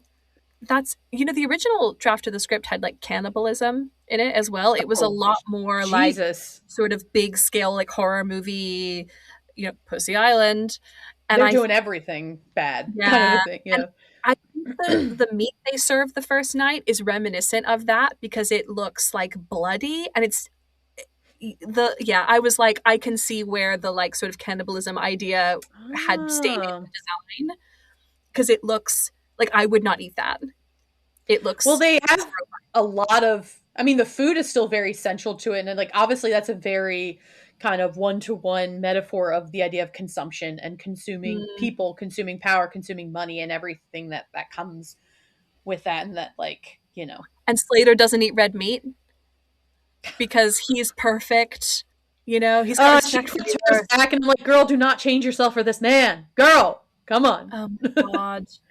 It's like, Frida, babe, have a little more self-respect. I'm begging you. I get Exactly it, but tells still. Jess at the Yeah. beginning. She's like, stop giving your power away. Just have some self-respect. And Jess says, I'm just afraid to be alone.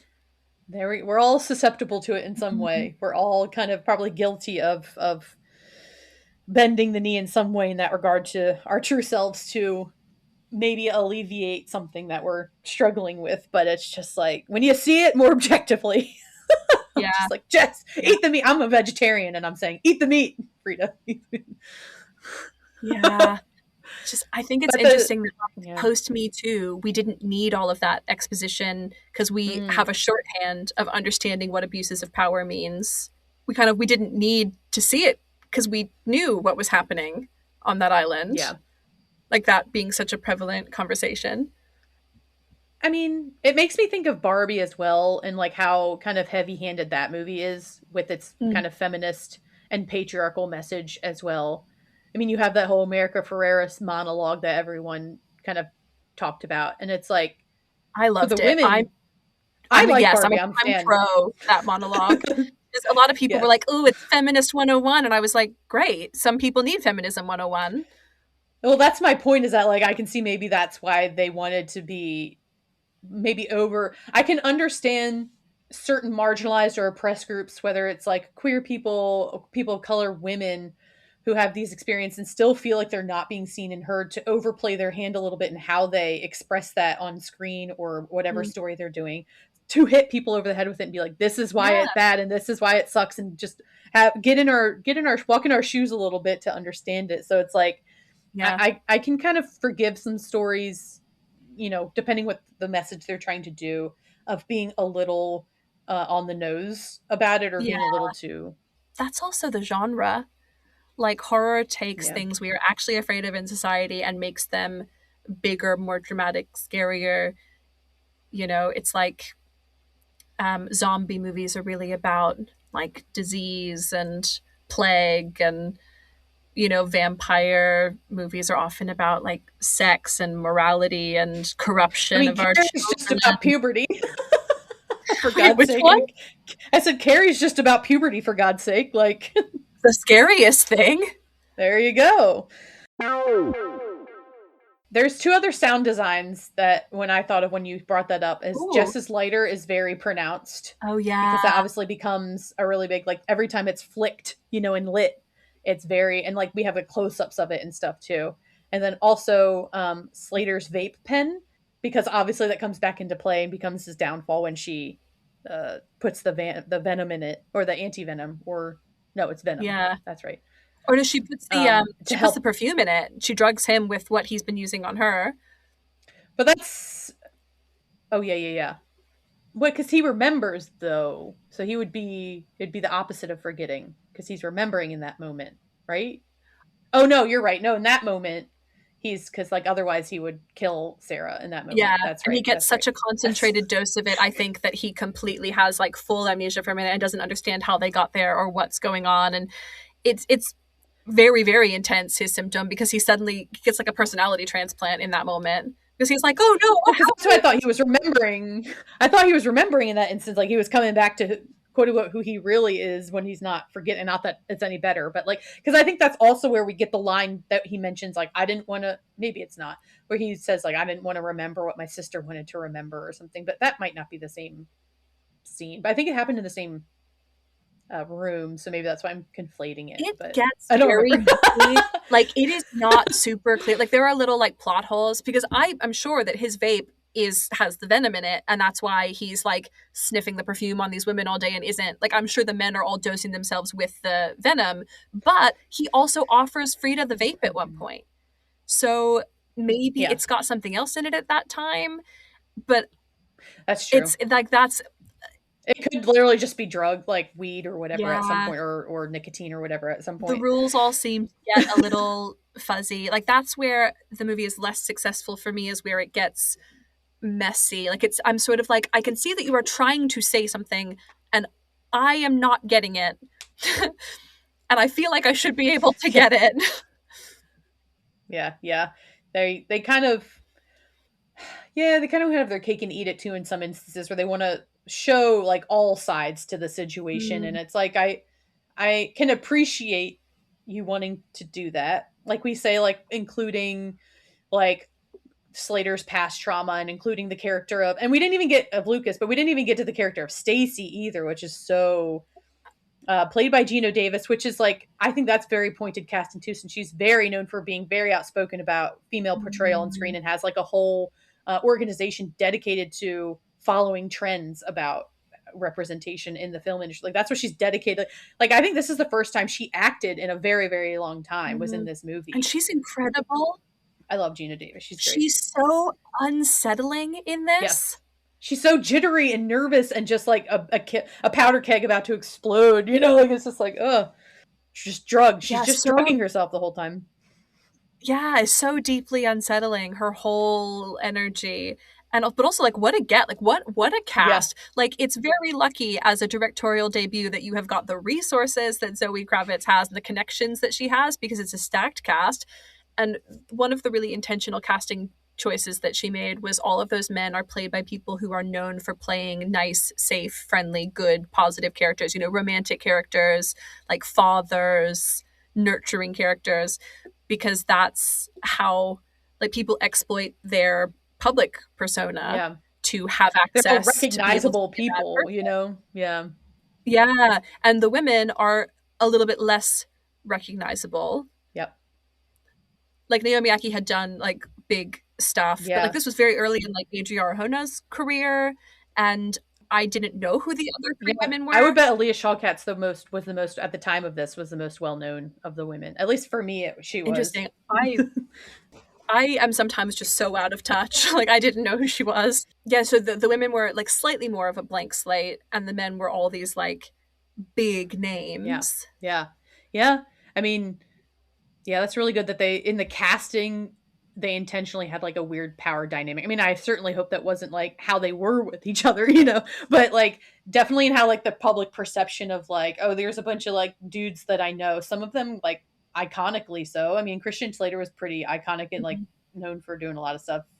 And then, I mean, Channing Tatum is a very, you know, his public persona is very like, a lot of people love him and find him very charming and charismatic and all this stuff. And like Zoe Kravitz, like I know at the time they were dating, so that's a little bit like maybe that's why. But also she said that she cast him because she sees him as a feminist who had worked on other feminist films and stuff, like that someone that kind of understood how to tailor a movie towards women or include their perspective in things. And so I guess she was like that he would kind of understand what she was going for and hopefully agreed with her kind of perspective that this guy is terrible, and so just gonna like lean into that or whatever. But they're trying to sell us a romance at the beginning of the movie, and I think it's so interesting because like I love the devices that horror movies use just to keep you off balance, and they set up a meet cute, because in every rom-com, and I can say this, I am the expert on rom-coms. A woman trips and falls, or, you know, stumbles, or does something sort of very cutely, quirkily awkward, and a man swoops in, and the meet cute. They have this meet cute where she falls on her face at the gala, and he helps her up and like breaks the heel off her shoe, and he's like, I've always wanted to do that.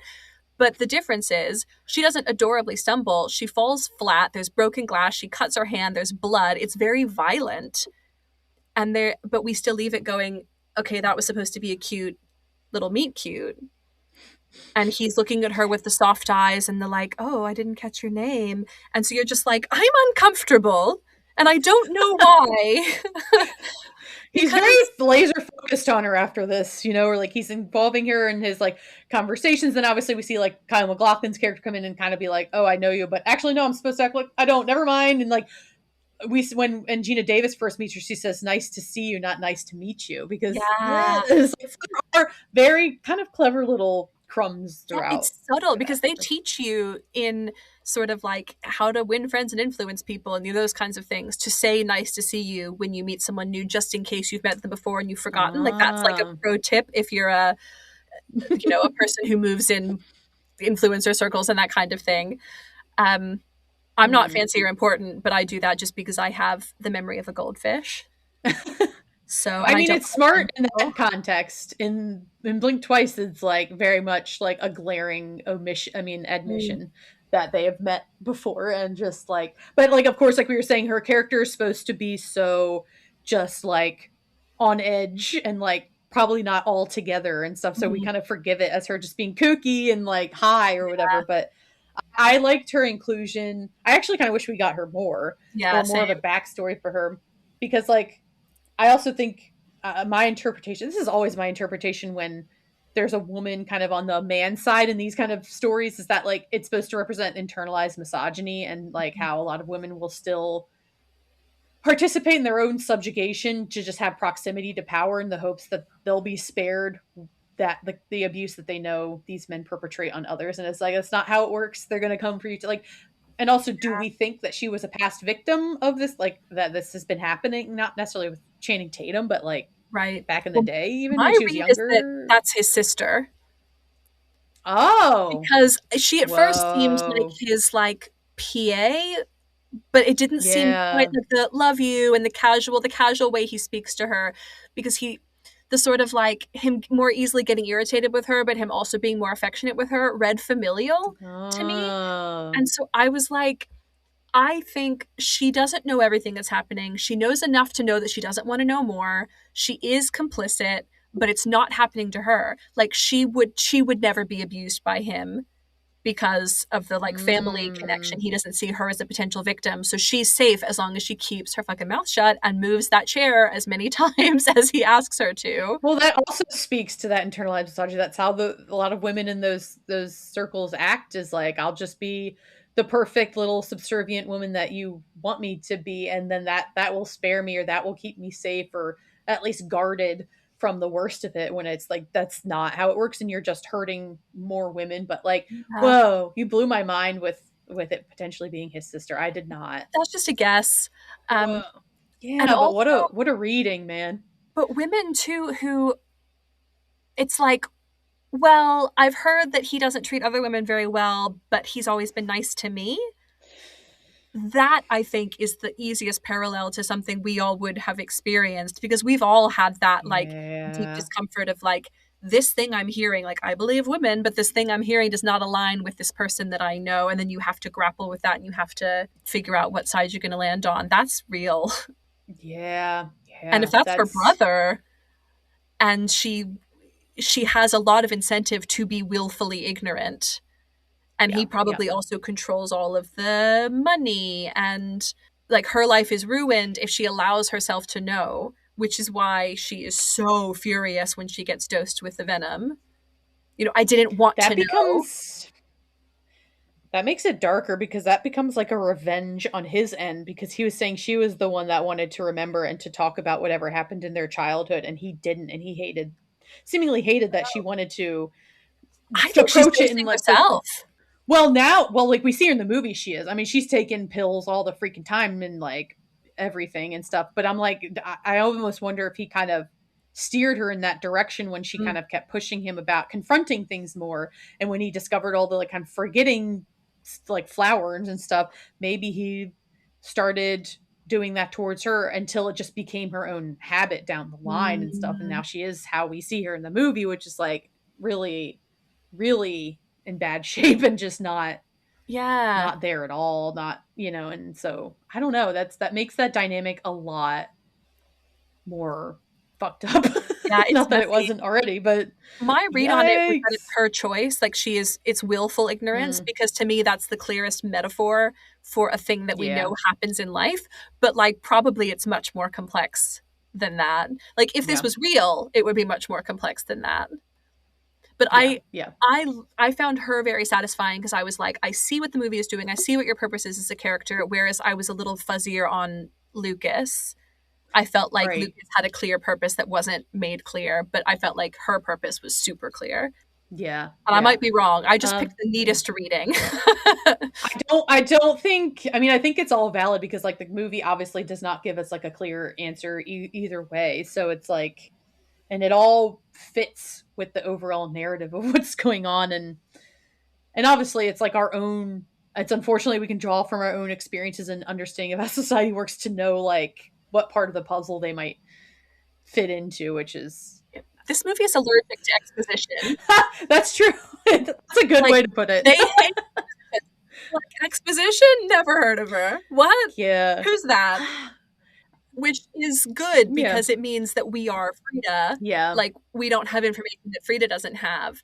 But there are times when I think that a smidge of exposition would have been helpful. Or like, I mean, there's like a time and place. Like, I mean, it depends what story you're doing. Like, not having a backstory for a character can be fine and can work and whatever. Like, when you have like, I don't know, heavier subject matter like this, like a smidge about the characters can go a long way towards understanding them better, understanding the choices that they're making, understanding the world better. So I agree. I still wish we had kind of been able to understand Frida a little more. Again, I don't fault her because again, she is the victim here, but I think I think it's good to want to know more about character. I mean, it means you've made an interesting enough character to want people want to know, and that's why it's like I just really wish I knew her better overall. But you got to pull your punches. I want to know sometimes. more about all of those women. Yes, me too. Yeah. They were also distinct, like you said. Yeah, and we didn't. Yeah, those like poor Camilla and Heather we get like barely anything about, right? Like they're just drunk and then they're dead. Trying to make an astrology app. Who knows? I'm glad you're finding it helpful. Oh God. Yeah, this movie made me think a lot about like the female revenge fantasy against like male revenge fantasies. I mean, I don't really think it becomes a revenge fantasy until like the very end where we see what's become of Frida. Like there's other movies that focus much more on the kind of aftermath of the trauma and how a woman is handling, like a promising young woman or something, where it's all constructed around her getting revenge. Where this movie, rape revenge is a whole subgenre of action films, and is like basically the only one that women are the protagonists in primarily, and that is hideous to me. Like the fact that exists as a genre, even though that's technically what this movie is a rape revenge film, but it's not the classic construction, because normally the thing happens at the beginning and the rest of the movie is about that, and we get it sort of is a horror that turns into a rape revenge. But why does that genre exist? Well, technically it did happen before we met her, but we didn't know, and because she didn't know it's happened already. But so yeah, it's definitely like playing with that a little bit, and it's like that's why I was like, does it classify as kind of like a revenge film necessarily? I mean, like not until the women start like getting their revenge towards the end for when they realize what's been happening to them, and then her ending up in the position of power over him at the end.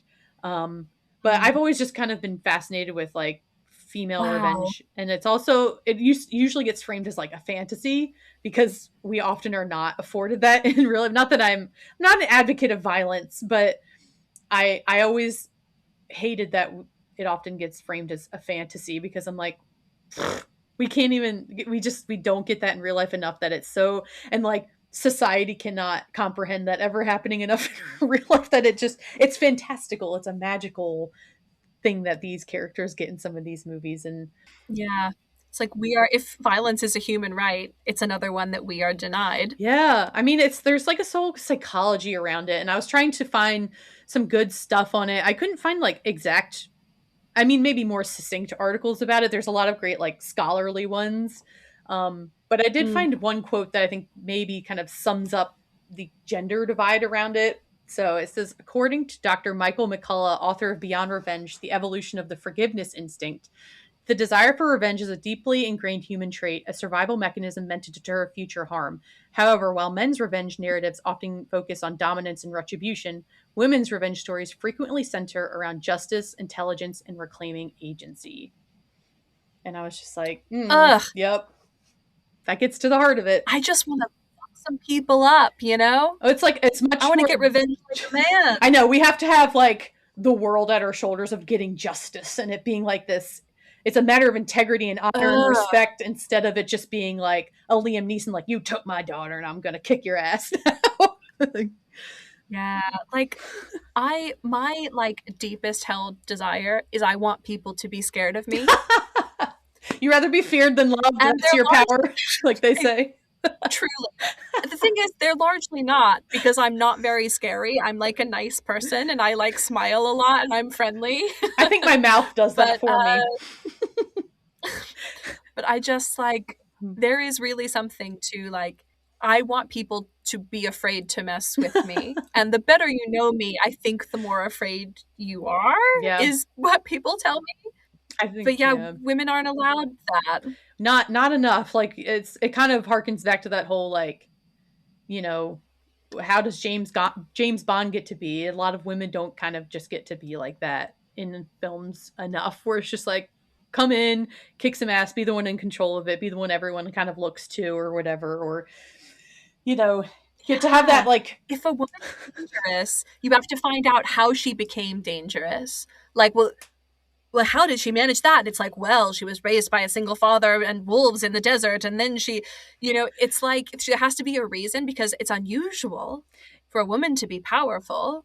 Yeah. How did this happen? Yep. It's like, I don't know, just let her be tortured by the nature of her job rather than it just being some horrific assault or something that she experienced and everything. Like I don't know. I always come down on two sides on this, because I think it's really important to keep talking about and keep seeing, as long as it keeps being a very real aspect of women's lives that we have to deal and contend with.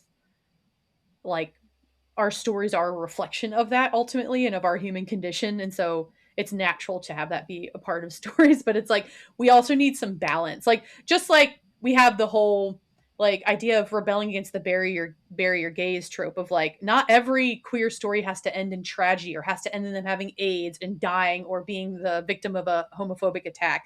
Like, it's important to see queer joy and people getting a happy ending or living their life happily within their identity. And the same should be true of women, where we get to have stories of joy and solidarity and like happiness and being able to thrive rather than just always surviving. And so it's like, I don't know. Oh my God.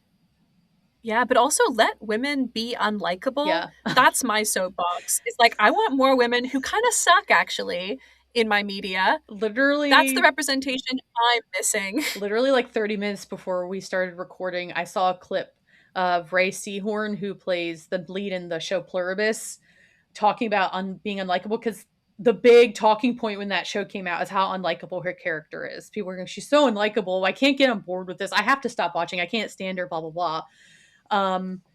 And she was like, I think she's having a reasonable response to trauma. And she's like, and also, who gets to define what's likable throughout history and what we attach to that kind of stuff. So that's very apt that you bring that up, because I was just watching something about that. And it's like, it's very true. Like, we all happily watched 8 seasons of House MD. I loved every second of it. But you know who got the criticism in that show was the women. People were like, Cuddy's not very likable. Oh my God, why can't I remember the names? Oh, Cameron. Cameron's not very likable. And it's like, I'm sorry. This whole show is about an unlikable protagonist. And Do you see your lead? Who's the definition of a curmudgeon? Yeah. let women be messy. And this movie, the women are messy. Yep. Like we talked about, they're not perfect victims. They're not making good choices, but they're also, they don't have good motives for a large chunk of the movie. Yeah. And that still doesn't mean that they aren't worthy of surviving and thriving. Definitely. Yeah, there's so much good stuff in this movie that I really overlooked. So I'm really happy that we got to have this conversation because it is an important one. And you brought so many great points to it that I don't know. There's things that I'm going to be thinking about after this. I'm like, I'm going to have to rewatch it again and just like think it over because it does have a lot to say and it is something that's really worth talking about and exploring. So thank you. Wait, you too. Yeah, I can't watch it again because I watched it twice in the past. Okay. 24 Fair hours. enough. Don't torture yourself. Don't do that. I will be thinking. I will be mulling. Absorbing. Yes, exactly. Well, thank you so much again, Nora. I really, even though it's a really heavy discussion, it was a really good and thoughtful one. And that's what I always hope to have on Gender Pop. So thank you.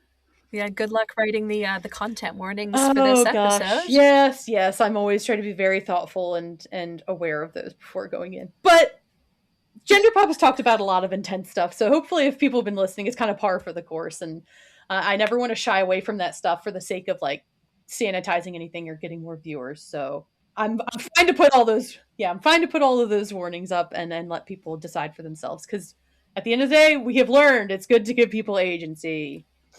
Preach. It's a great place to end it on that note. It's a great takeaway. And thus concludes my discussion about Blink Twice with Nora. You can check out the episode notes for links to her work. Really implore you to get on board with When Ron Met Com. I was so happy to hear her on the pod, as you can hear in the intro, and to be a part of this podcast community. I'm still kind of quite new to it, and this was my first foray into working with a fellow podcaster and everything, and I hope I get to do it more in the future. Speaking of which, if you do want to be on Gender Pop, there is a form you can fill out on my Linktree. If you're interested in collaborating in any way, the podcast's email is also on that same Linktree. And finally, there is a link within that Linktree to lend some financial support to me in the podcast if you're so inclined. And of course, that Linktree, could I say that word anymore? It will be in the episode notes. So thank you so much for listening. Please look after yourselves, and I will see, I guess, more here you next time.